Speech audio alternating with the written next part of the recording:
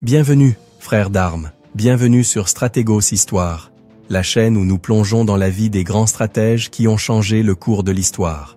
Aujourd'hui, nous allons prendre notre envol aux côtés de Henry Hap Arnold, l'architecte visionnaire de l'US Air Force, un leader qui a propulsé l'aviation militaire vers de nouveaux sommets et assuré la suprématie aérienne alliée pendant la Seconde Guerre mondiale. Mais avant de débuter ce vol épique, n'oubliez pas de nous soutenir dans notre mission. Laissez un like, commentez, partagez cette vidéo avec d'autres passionnés d'histoire et abonnez-vous à Stratégos. Votre soutien est notre carburant pour continuer à avancer. Attachez vos ceintures et préparez vos ailes, car l'histoire de Henry Hap Arnold, le pionnier des cieux, commence maintenant. Première partie. Premières années. Henry Harley. Arnold est né le 25 juin 1886, dans le paisible village de Gladwin, Pennsylvanie, au sein d'une famille de classe moyenne. C'était une époque de profonde transformation aux États-Unis. La révolution industrielle stimulait la croissance économique, le transport ferroviaire reliait des villes lointaines, et l'électricité commençait à illuminer les foyers et les usines. Dans ce contexte de progrès et d'ambition, l'enfance d'Arnold fut marquée par l'influence de son père, Herbert Alonzo Arnold, un entrepreneur prospère, incarnant les valeurs de discipline, de travail acharné et de détermination. La mère de Henry, Anna Louise Harley, complétait la stricte discipline de son mari par son amour du savoir et son insistance sur l'éducation. Ensemble, ils inculquèrent à leur fils un profond sens des responsabilités qui guiderait toute sa vie. La figure paternelle, en particulier, inspira à Henry un caractère résilient et un engagement inébranlable envers le devoir. À la fin du XIXe siècle, les États-Unis étaient à l'apogée de l'innovation technologique, et l'un des domaines les plus prometteurs était l'aviation. Bien que les avions n'étaient encore que des expérimentations, l'environnement progressiste dans lequel Henry grandit le prépara à embrasser cette nouvelle frontière avec enthousiasme. L'éducation de Henry fut solide dès le départ. Il fréquenta des écoles locales en Pennsylvanie, se distinguant par son intelligence et sa détermination. Cependant, c'était un jeune homme inquiet, avec un caractère qui, bien que discipliné, cherchait constamment des défis. C'est cette soif de défis qui le poussa à poser sa candidature à la prestigieuse Académie militaire des États-Unis à West Point en 1904. À West Point, Henry Arnold commença à développer les compétences et la ténacité qui feraient de lui un leader redoutable. Obtenir un diplôme de l'Académie n'était pas une tâche facile. Le programme exigeait une rigueur physique et intellectuelle. Malgré des difficultés initiales, Arnold obtint son diplôme en 1907 en tant que sous-lieutenant d'infanterie. Il ignorait encore que son véritable destin se trouvait dans les airs, littéralement. Dans ses premières années en tant qu'officier, Henry Arnold occupa des postes traditionnels au sein de l'armée. Mais quelque chose l'attirait vers un domaine émergent, l'aviation. En 1911, les avions étaient encore à l'état expérimental, et l'armée des États-Unis commençait à peine à en explorer le potentiel militaire. La curiosité d'Arnold pour l'aviation le poussa à demander un transfert vers le corps des transmissions, qui supervisait alors les opérations aériennes. En 1911, Arnold fut envoyé à Dayton, Ohio, pour apprendre à piloter sous la tutelle des célèbres frères Wright, les pionniers de l'aviation. Cette période marqua un tournant décisif dans sa vie. Apprendre à voler était une entreprise périlleuse. Les avions étaient instables, et chaque vol représentait un risque considérable. Malgré ces défis, Arnold démontra un talent naturel pour le pilotage et un courage exceptionnel. En 1912, il obtint sa licence de pilote militaire, devenant ainsi l'un des premiers aviateurs de l'armée des États-Unis. Lors de l'un de ses premiers vols, Arnold vécut une expérience qui faillit lui coûter la vie. En plein ciel, son avion commença à défaillir, et il dut effectuer un atterrissage d'urgence. Cet incident, loin de le décourager, renforça sa détermination. Il comprit que les défis de l'aviation étaient immenses, mais il entrevit aussi le potentiel révolutionnaire que cette technologie pourrait avoir sur le champ de bataille. En 1911, l'aviation militaire n'était encore qu'une idée naissante, mais Henry Arnold devint l'un de ses premiers défenseurs. Il participa à des missions expérimentales, effectuant des missions de reconnaissance aérienne et explorant comment les avions pouvaient être intégrés dans les stratégies militaires. Dès le début, Arnold comprit que les avions ne seraient pas seulement des outils auxiliaires en temps de guerre, mais qu'ils pourraient un jour devenir une force décisive. Son enthousiasme le poussa à plaider pour un financement accru et un développement technologique dans le domaine de l'aviation militaire. Bien qu'il ait dû faire face au scepticisme de nombreux officiers supérieurs, Arnold resta ferme dans ses convictions. Malgré ses premiers succès, Arnold dut affronter de nombreux défis. Les tensions au sein de l'armée entre les partisans de l'aviation et ceux qui la considéraient comme une simple mode passagère entraînèrent des conflits internes. De plus, les ressources étaient limitées et les pilotes devaient travailler avec des avions rudimentaires qui mettaient souvent leur vie en danger. Cependant, le caractère persévérant d'Arnold lui permit de surmonter ces obstacles. Il se forgea une réputation de pilote courageux et de stratège innovant, gagnant le surnom de Ape en raison de sa disposition joviale et de sa capacité à inspirer ceux qui l'entouraient.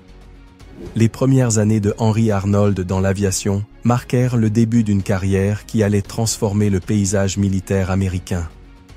Grâce à son courage, sa vision et son dévouement, Arnold contribua à poser les bases de ce qui allait devenir l'US Air Force. Bien que son chemin ait été semé d'embûches et de dangers, Arnold comprit que l'avenir de la guerre et de la technologie résidait dans les airs. Sa capacité à s'adapter à un monde en perpétuelle évolution et son engagement inébranlable envers le progrès firent de lui l'un des leaders les plus visionnaires de son époque. Le jeune homme qui avait commencé sa carrière en pilotant des avions fragiles et expérimentaux finirait par diriger la plus puissante force aérienne du monde. Mais dans cet épisode, nous assistons au premier pas de son incroyable voyage. Un jeune déterminé affrontant le danger et le scepticisme, guidé par une vision que peu pouvaient comprendre. Deuxième partie, la Première Guerre mondiale. Lorsque les États-Unis entrèrent dans la Première Guerre mondiale en avril 1917, l'aviation militaire en était encore à ses débuts. Le corps aérien de l'armée, formé comme une branche du corps des transmissions, était un groupe restreint, sous-financé et limité en ressources. Cependant, les avancées technologiques et les batailles aériennes en Europe avaient prouvé que les avions étaient bien plus que de simples outils de reconnaissance. Dans ce contexte, Henry Ape Arnold, déjà un jeune aviateur expérimenté et passionné, se trouvait au bon endroit et au bon moment pour participer à cette révolution. Arnold, qui avait obtenu sa licence de pilote militaire en 1912, avait vu l'aviation évoluer rapidement. Son enthousiasme pour cette nouvelle forme de combat l'amena à chercher un rôle actif dans le conflit, convaincu que la domination du ciel serait cruciale dans les guerres futures. Cependant, transformer le corps aérien en une force respectée et efficace ne serait pas une tâche aisée. Lorsqu'Arnold fut affecté à des missions en France en 1918, les attentes concernant les avions restaient limitées. En Europe, les Alliés utilisaient déjà l'aviation de manière efficace, mais les États-Unis étaient en retard. Le corps aérien commençait à peine à s'organiser, et Arnold prit rapidement un rôle clé dans la structuration des opérations aériennes américaines. En France, Arnold ne se contenta pas de superviser des missions de combat. Il chercha aussi à apprendre des forces alliées. Il passa du temps avec des pilotes français et britanniques, observant les tactiques de combat aérien et prenant note des avancées technologiques dans le développement des avions de chasse et des bombardiers. Cette expérience fut déterminante pour sa vision future de l'aviation militaire. Bien qu'Arnold n'ait pas participé directement à des combats aériens réguliers, il effectua des missions de reconnaissance et de logistique. Lors de ces vols, il prit pleinement conscience du danger des cieux européens. Les avions de l'époque étaient sujets à des pannes mécaniques fréquentes et les conditions de combat se révélaient souvent fatales pour les pilotes. Arnold fut témoin de la perte de nombreux camarades, ce qui lui donna une compréhension profonde des besoins et des vulnérabilités du personnel aérien. La guerre fut un tournant majeur pour Arnold. Ses expériences sur le front lui montrèrent que l'aviation militaire n'était ni un luxe ni un simple outil auxiliaire, mais une nécessité stratégique. Il imagina un avenir où les avions ne se contenteraient pas de soutenir les troupes terrestres, mais deviendraient une force décisive dans l'issue des conflits. Ce changement de paradigme allait devenir le moteur de sa carrière pour les décennies à venir.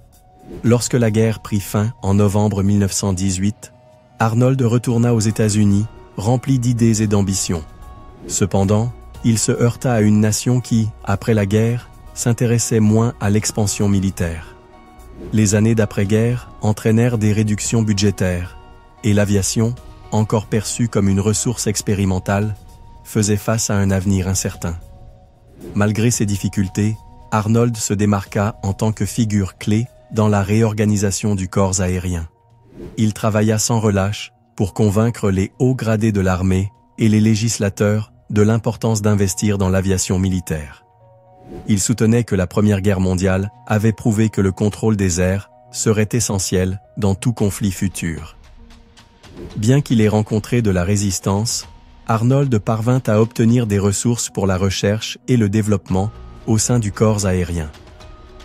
Arnold fut l'un des principaux artisans de la modernisation de l'aviation militaire dans les années qui suiviront la guerre. Il participa à des projets de conception de nouveaux avions, améliorant leur capacité de combat et leur fiabilité.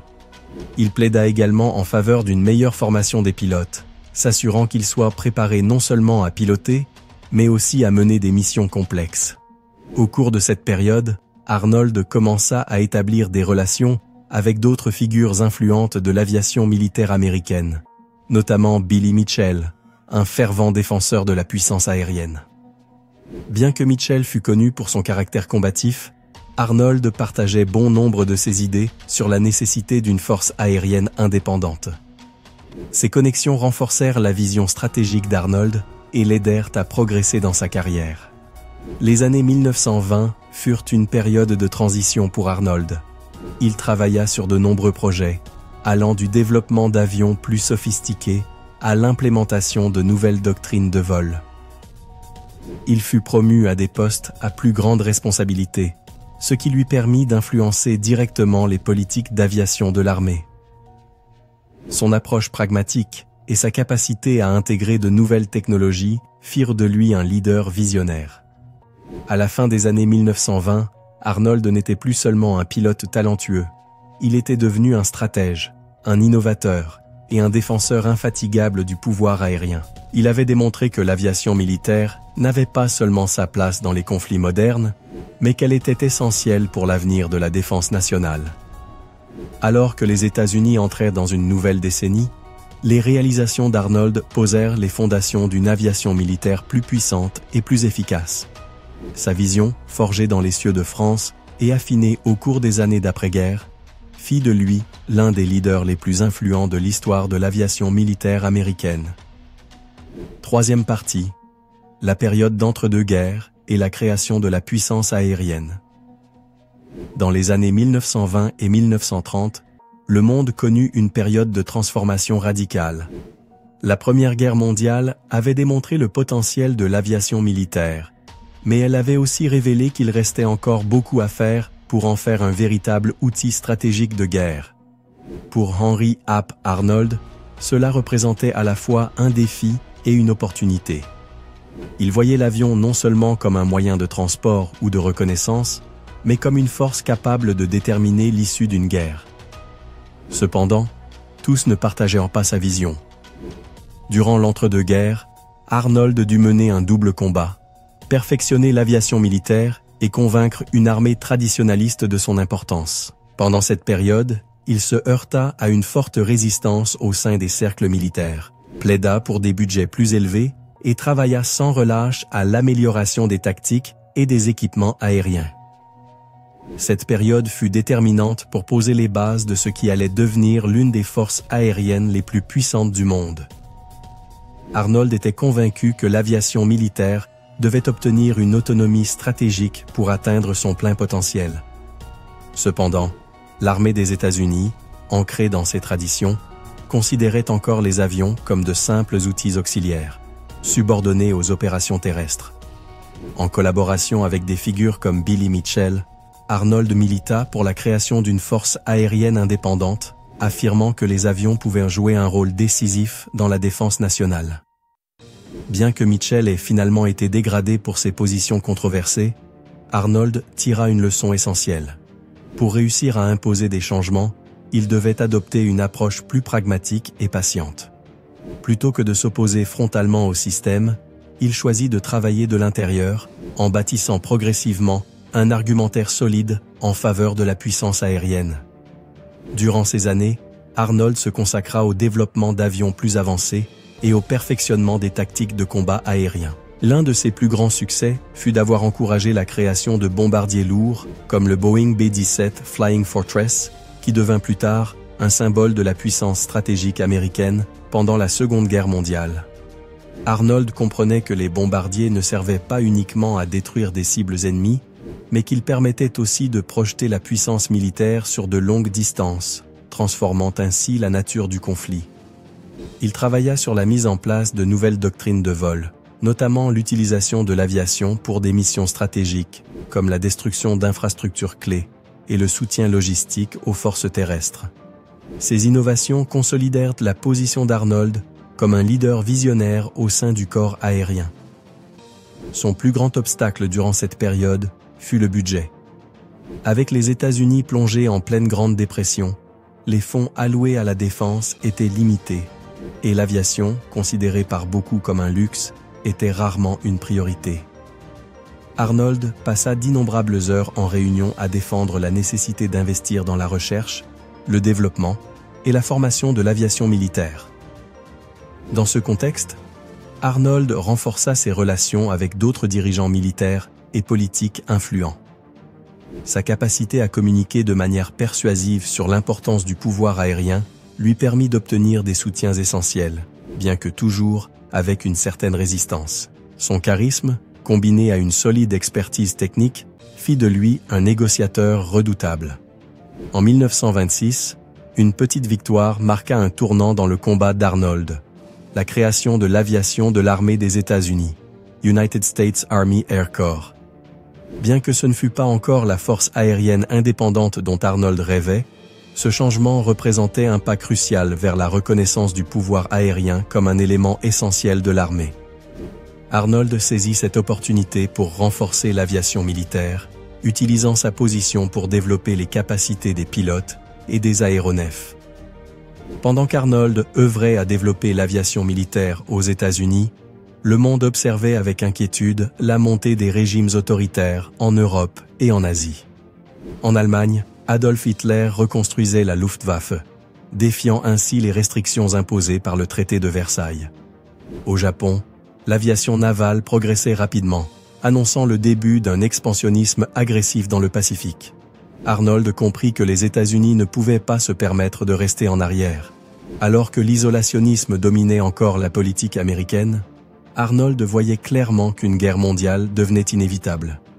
C'est pourquoi il intensifia ses efforts pour moderniser l'aviation militaire américaine, préparant ainsi le pays à ce qui allait arriver. En 1935, Arnold fut promu général de brigade, une reconnaissance de son leadership et de ses contributions au développement de l'aviation militaire. Avec ce nouveau grade, Arnold acquit une influence accrue sur les politiques de défense, lui permettant d'avancer sa vision stratégique.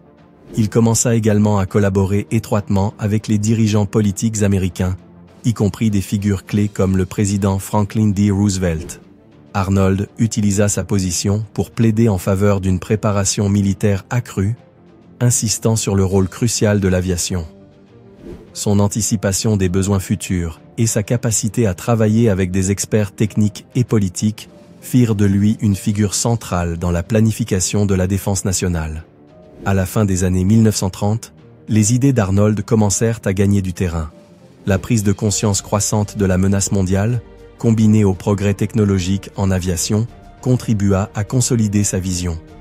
Arnold n'était pas seulement un défenseur du pouvoir aérien, il était aussi un stratège qui comprenait comment l'intégrer dans l'ensemble de la défense nationale. Bien que son rêve d'une force aérienne indépendante ne fût pas encore réalisé, Arnold avait accompli des progrès significatifs. Il avait contribué à poser les bases d'une aviation militaire moderne, capable de jouer un rôle clé dans les conflits à venir. Son leadership, son esprit d'innovation et sa détermination ne transformèrent pas seulement le corps aérien de l'armée, mais inspirèrent également une nouvelle génération d'aviateurs et de stratèges. Avec l'éclatement de la Seconde Guerre mondiale en 1939, Arnold était prêt à relever le plus grand défi de sa carrière. Les années d'entre-deux-guerres avaient été une période de préparation, d'apprentissage et de lutte.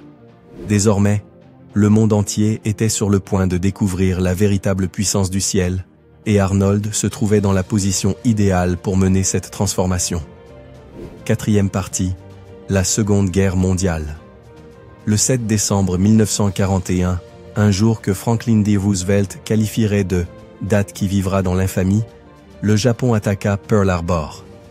Cet événement ne marqua pas seulement l'entrée des États-Unis dans la Seconde Guerre mondiale, mais transforma également la puissance aérienne du pays. Jusqu'à ce moment, l'aviation militaire était une force en pleine expansion, mais encore limitée en ressources et en portée. Désormais, sous le commandement de Henry Hap Arnold, l'US Air Force devait devenir un pilier central de l'effort de guerre. Arnold, qui avait travaillé sans relâche durant l'entre-deux-guerres pour renforcer l'aviation militaire, était prêt pour ce moment. La déclaration de guerre contre le Japon, suivie de celle contre l'Allemagne et l'Italie, marqua le début d'une transformation historique. L'expansion rapide de l'aviation militaire américaine. Avec des ressources quasi illimitées, une stratégie globale et un ennemi redoutable, Arnold faisait face au plus grand défi de sa carrière. Après l'attaque de Pearl Harbor, Arnold se lança dans une mission monumentale. Transformer une force aérienne qui comptait à peine 300 000 hommes en une machine de guerre capable d'opérer sur deux théâtres principaux, l'Europe et le Pacifique. En quelques mois, l'aviation américaine passa d'un élément auxiliaire de l'armée à une force stratégique en pleine expansion, capable de projeter la puissance aérienne à l'échelle mondiale. Arnold supervisa la production massive d'avions de combat, de bombardiers stratégiques et d'avions de transport. Des modèles comme le B-17 Flying Fortress, le B-24 Liberator et, plus tard, le B-29 Super Fortress devinrent des symboles de la suprématie aérienne américaine. Pour garantir que ces avions soient entre les mains de pilotes compétents, Arnold encouragea la création d'académies de pilotage et mit en place des programmes de formation intensifs, assurant ainsi un approvisionnement constant en aviateurs prêts au combat. La Seconde Guerre mondiale fut un conflit multidimensionnel nécessitant une coordination sans précédent entre les différentes branches des forces armées. Arnold travailla en étroite collaboration avec des leaders militaires tels que l'amiral Chester Nimitz, commandant du Pacifique, et le général Dwight D. Eisenhower, en Europe, afin de garantir que la force aérienne joue un rôle clé dans les opérations conjointes. Dans le Pacifique, l'aviation militaire collabora avec la marine pour projeter la puissance aérienne dans un théâtre dominé par l'océan. Les bombardiers et chasseurs escortaient les porte-avions et soutenaient les débarquements amphibies sur des îles stratégiques telles que Guadalcanal, Iwo Jima et Okinawa. Pendant ce temps, en Europe, Arnold coordonna avec l'armée pour fournir un soutien aérien rapproché lors d'opérations majeures comme le jour J et mener des bombardements stratégiques au cœur de l'Allemagne. Sous la direction d'Arnold, l'US Air Force joua un rôle crucial dans le théâtre européen. La campagne de bombardement, menée par la 8e force aérienne depuis des bases en Angleterre, visait à affaiblir la capacité industrielle et militaire de l'Allemagne. Usines, raffineries, lignes ferroviaires et centres de communication figuraient parmi les cibles prioritaires. Ces bombardements ne furent pas exempts de controverses. Le taux de perte parmi les pilotes et les équipages était alarmant, en particulier durant les premières années de la guerre. Des missions comme celles menées au-dessus de Schweinfurt et Regensburg démontrèrent à la fois le courage et le coût humain élevé de ces opérations. Arnold, cependant, resta ferme dans sa conviction que la supériorité aérienne était essentielle pour vaincre l'Axe. Dans le théâtre du Pacifique, l'aviation militaire fit face à des défis complètement différents. Les distances immenses et la nécessité d'opérer depuis des bases reculées forcèrent Arnold et son équipe à développer des stratégies innovantes. Des avions comme le B-29 Super Fortress, dotés d'une portée et d'une capacité de charge sans précédent, jouèrent un rôle clé dans l'offensive aérienne contre le Japon. L'une des contributions les plus significatives de l'aviation sur ce front fut la campagne de bombardement stratégique sur le Japon, qui culmina avec les bombardements incendiaires sur Tokyo et d'autres grandes villes. Ces missions, bien que dévastatrices, démontrèrent la puissance de l'aviation en tant qu'outil stratégique permettant d'accélérer la fin de la guerre. Arnold comprenait aussi l'importance de la coopération avec les Alliés. Pendant la guerre, il entretint une relation étroite avec des leaders britanniques comme Arthur Bomber, Harris, et contribua à coordonner les efforts de bombardement stratégique combinés. La collaboration entre la Royal Air Force et l'US Air Force permit de renforcer l'efficacité des campagnes aériennes, maximisant l'impact sur les cibles ennemies. Sous le commandement d'Arnold, l'US Air Force connut une expansion sans précédent. À la fin de la guerre, elle comptait plus de 2,4 millions d'effectifs et exploitait près de 80 000 avions, allant des chasseurs aux bombardiers stratégiques. Cette transformation permit non seulement aux États-Unis de jouer un rôle décisif dans la victoire alliée, mais établit aussi l'aviation comme une force militaire de premier plan. À mesure que la guerre avançait, le leadership d'Arnold fut largement reconnu, aussi bien au sein des cercles militaires qu'au-delà. Son organisation remarquable, sa vision stratégique et sa capacité à gérer la pression d'un conflit mondial firent de lui une figure centrale de l'effort de guerre. Même le président Roosevelt lui accordait une confiance absolue, reconnaissant son rôle clé dans la modernisation de l'aviation militaire américaine. Cinquième partie. L'après-guerre, héritage et mort. Avec la reddition de l'Allemagne en mai 1945 et celle du Japon en septembre de la même année, le monde célébrait la fin d'une guerre qui avait marqué l'humanité de manière indélébile. Cependant, pour Henry Hap Arnold, le conflit avait ouvert la voie à un nouveau défi, la transition vers la paix et la restructuration des forces armées américaines pour faire face à un avenir incertain. Arnold savait que le monde ne serait plus jamais le même après la Seconde Guerre mondiale et que le rôle de l'aviation militaire deviendrait un pilier de la sécurité mondiale. Dans ce contexte, les bases furent posées pour la création d'une force aérienne indépendante. Arnold, qui avait dirigé l'aviation militaire avec vision et détermination durant la guerre, comprenait qu'il était nécessaire de détacher le pouvoir aérien de l'armée pour en faire une force stratégique autonome. Cependant, cette transformation ne fut pas aisée. La paix entraînait des réductions budgétaires, des débats politiques et l'émergence de nouvelles tensions internationales, annonçant le début de la guerre froide. À la fin du conflit, les forces armées américaines durent subir une réorganisation massive. La transition vers une économie de paix impliquait une réduction des effectifs de l'armée et une réaffectation des ressources. Pour l'aviation militaire, cela soulevait un dilemme. Comment préserver et développer les capacités aériennes dans un contexte de paix sans perdre l'importance stratégique acquise durant la guerre? Arnold plaida sans relâche pour la création d'une force aérienne indépendante.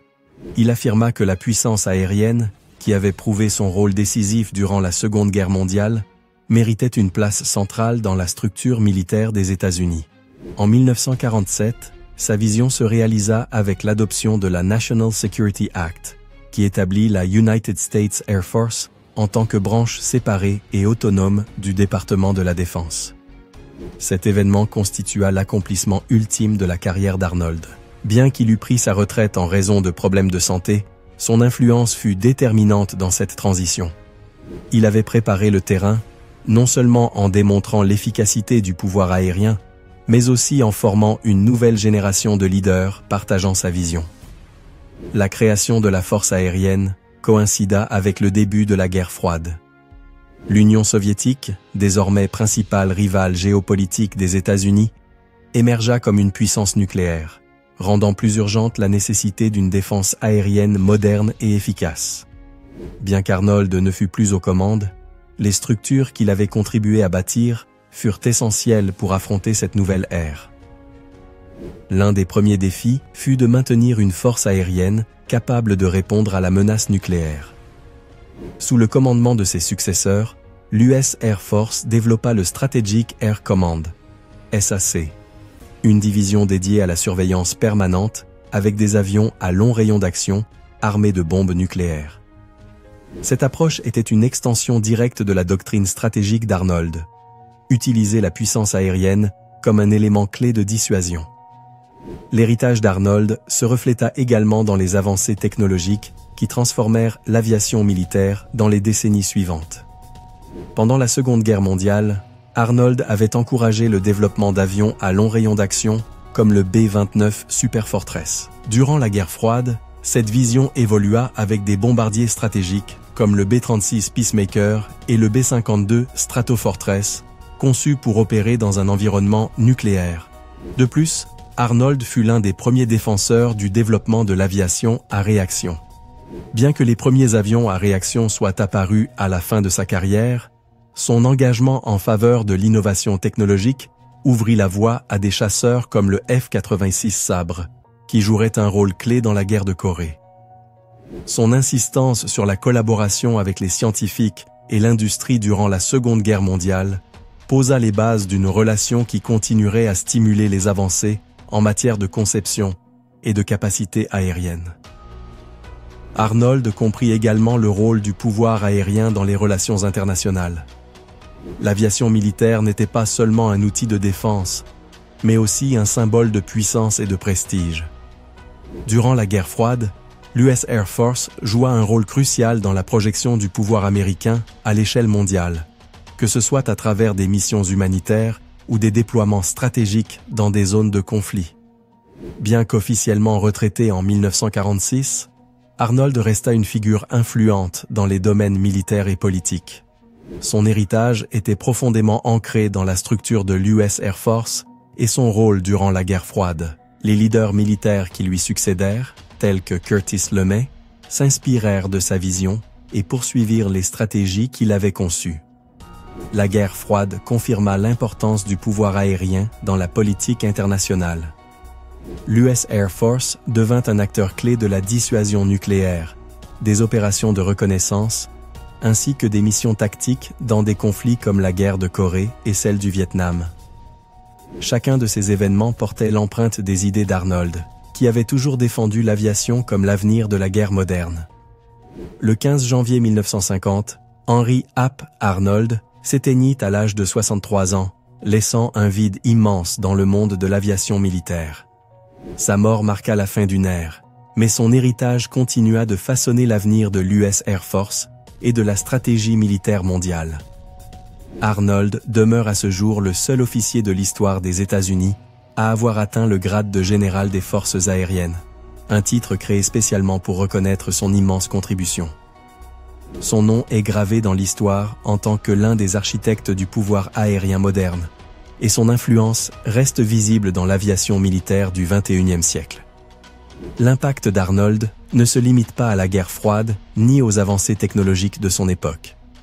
Sa vision d'une force aérienne autonome, sa défense du pouvoir aérien stratégique et son engagement en faveur de l'innovation ont laissé un héritage intemporel. Des cieux de la Seconde Guerre mondiale au conflit moderne, l'esprit de Henry Hap Arnold vit dans chaque vol, chaque mission et chaque progrès qui propulse l'aviation militaire vers de nouveaux sommets. La vie de Henry Hap Arnold est un témoignage de leadership, d'innovation et de vision stratégique. Il fut un homme qui ne se contenta pas de rêver l'avenir du pouvoir aérien, mais qui le bâtit avec détermination et courage. Son histoire est une inspiration pour tous ceux qui aspirent à laisser une empreinte indélébile dans le monde. Merci d'avoir suivi cette histoire jusqu'au bout. N'oubliez pas de laisser un like, de vous abonner si ce n'est pas encore fait, et de partager cette vidéo afin que ce projet puisse continuer à grandir.